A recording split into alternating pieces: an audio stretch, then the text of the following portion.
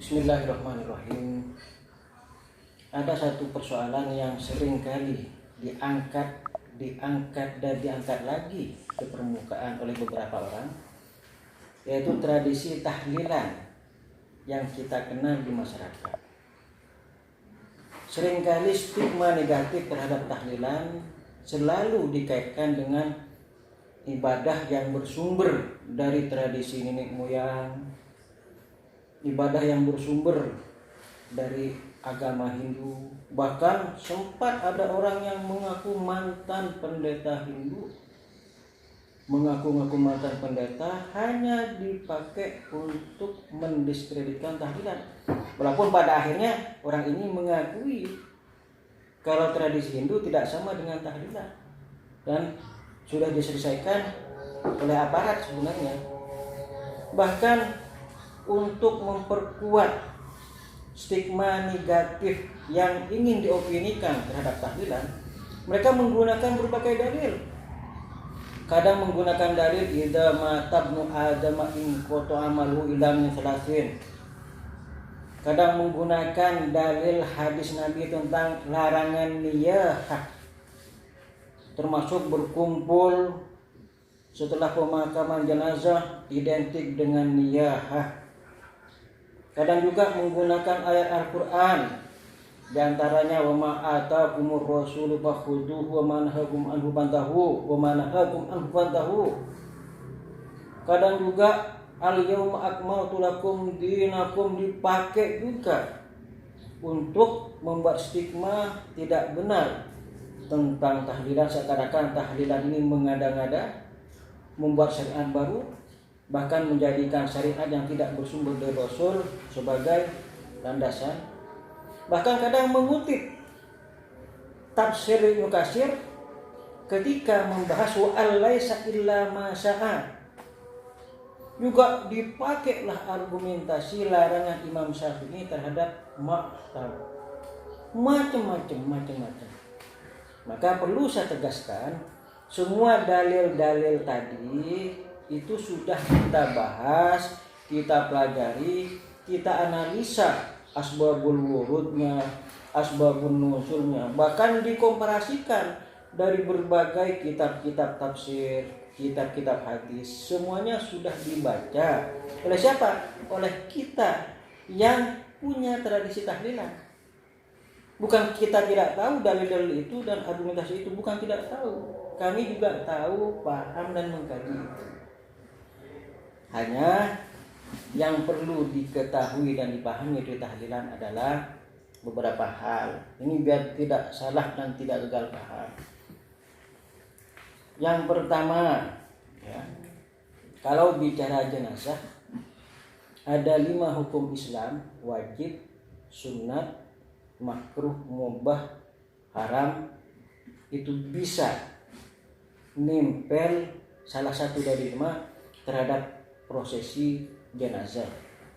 Bahkan tidak hanya masalah jenazah, semua aspek kehidupan, 5 hukum itu pasti selalu nempel salah satunya, termasuk masalah pengurusan jenazah.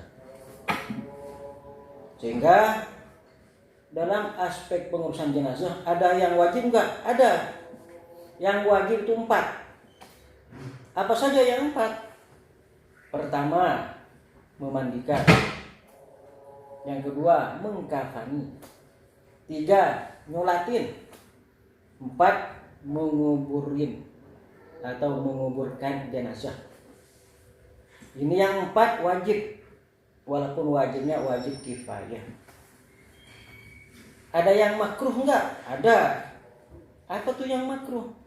Berlebih-lebihan. Misalnya untuk kain kafannya pakai yang paling mahal, beli dari yang paling mahal biar ada aspek gengsinya. Ini enggak bisa. Ini harus dihindari. Kenapa? Karena kain kafan pada akhirnya akan jadi makanan ulat dan tanah. Ini termasuk berlebihan yang tidak boleh, walaupun mungkin tidak sampai pada level haram. Ada yang haram enggak? Ada. Apa tadi? Niyah. Tradisi niyah itu haram. Nanti kita jelasin tentang niyah. Kemudian ada yang mubah, ya mubah apa? Ya pasang bendera kuning itu mubah, nggak ada hubungannya dengan wajib, haram, makruh. Mau pasang silakan, nggak pasang juga silakan. Itu kebiasaan yang tidak terkait dengan prinsip pokok syariat. Nah, ada yang sunatnya enggak? Ada. Yang sunatnya ada. Apa yang sunatnya? 1. Mendoakan orang lain yang sudah meninggal. Itu adalah perintah agama. Ada dalam Al-Quran. Contohnya apa? Teks Al-Quran redaksinya secara eksplisit mencontohkan Rabbana ighfir lana wa li ikhwanina alladziina sabaquna bil iman wa la taj'al fi qulubina ghillan lil ladziina amanu Rabbana innaka ra'ufur rahim. Redaksi ini mengajarkan kita untuk mendoakan orang lain, termasuk orang sudah mendahului kita, sabaquna bil iman. 1. Berarti mendoakan orang lain itu adalah perintah agama.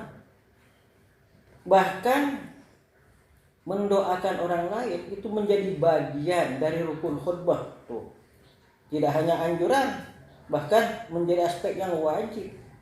Khutbah apa? Khutbah Jumat. Yang kalau tidak ada doa untuk orang lain bisa bermasalah khutbahnya. Dan doanya apa? Allahumma ighfir lil muslimina wal muslimat wal mu'minina wal mu'minat al ahya'i minhum wal amwat.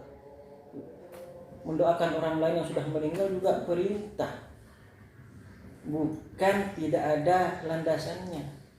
Bahkan sholat jenazah nggak sama dengan sholat lain. Sholat jenazah nggak pakai ruku, nggak pakai sujud, hanya 4 takbir. Isinya apa? Fatihah, sholawat dan doa untuk jenazah. Bahkan dalam riwayat Utsman bin Affan, setiap selesai menguburkan jenazah, Rasul pasti meminta orang-orang yang ada di sekitarnya untuk mendoakan jenazah. Kenapa? Fad'uhu bil qawli tsabit fa innahu sayus'al, kata Rasul. Doakan biar diberikan kekuatan hati. Kenapa? Karena sebentar lagi akan ditanya. Termasuk juga ada riwayat ketika selesai menguburkan Sa'ad ini seorang tokoh yang juga sangat dihormati di kalangan sahabat. Ketika dikuburkan, Rasul kemudian meminta para sahabat untuk bertasbih dan bertakbir. Agar apa? Agar Allah melapangkan kubur Sa'ad. Jadi banyak landasan-landasan yang dimana kita diminta untuk mendoakan saudara kita, kerabat kita, keluarga kita yang sudah meninggal.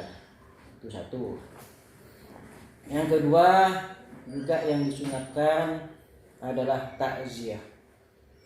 Takziah itu sunat. Jadi kalau ada yang meninggal, kita datang, kita bersimpati, berempati, menguatkannya, itu sunat. Itu takziah, ikut berbelasungkawa. Bahkan ada juga perintah agar apa? Agar kita melakukan idkhalus surur terhadap saudara-saudara kita yang mungkin sedang kena musibah. Idkhalus surur ini kapanpun, dimanapun kita dianjurkan untuk melaksanakan. Idkhalus surur apa? Menguatkan hatinya, menghiburnya, menanamkan rasa optimis agar tidak merasa sendirian. Itu idkhalus surur. Ya. Maka ketika di Indonesia dulu Wali Songo menjumpai tradisi, kalau ada orang yang meninggal, ya, ada tradisi ngumpul-ngumpul, cuma isinya adalah judi, minum-minuman. Wali Songo mikir, ini ngumpulnya boleh nih, tapi isinya ini yang sangat bertentangan dengan syariat. Maka ngumpulnya dipertahankan, isinya dibuang, diganti dengan perintah-perintah agama. Boleh nggak melakukan seperti itu? Boleh. Sebab Mu'adz bin Jabal ketika diutus oleh Rasulullah ke Yaman, pada video yang lalu biasa sampaikan, menjumpai banyak tradisi, banyak kebiasaan yang tidak ada di Hijaz, dan Sayyidina Mu'adz oleh Rasul tidak diminta untuk memberangus tradisi, tapi diminta untuk berijtihad dan bersikap arif dengan tradisi. Kalau bisa dipakai, lanjutkan. Tapi kalau sudah pasti bertentangan dengan syariat, bertentangan dengan akidah, buang. Kalau bisa dipakai, isinya dibuang, buanglah isinya. Bentuknya dipakai. Nah, kembali lagi tadi, Wali Songo melihat ada tradisi, ya.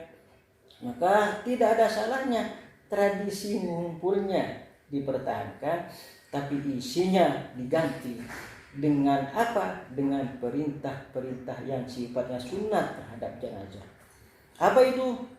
Pertama, silahkan ngumpul, tapi isinya jangan judi, isinya jangan mabuk-mabukan, jangan sekedar begadang. Isilah dengan mendoakan jenazah. Ada nasnya enggak? Tadi sudah saya sebutkan banyak dalil.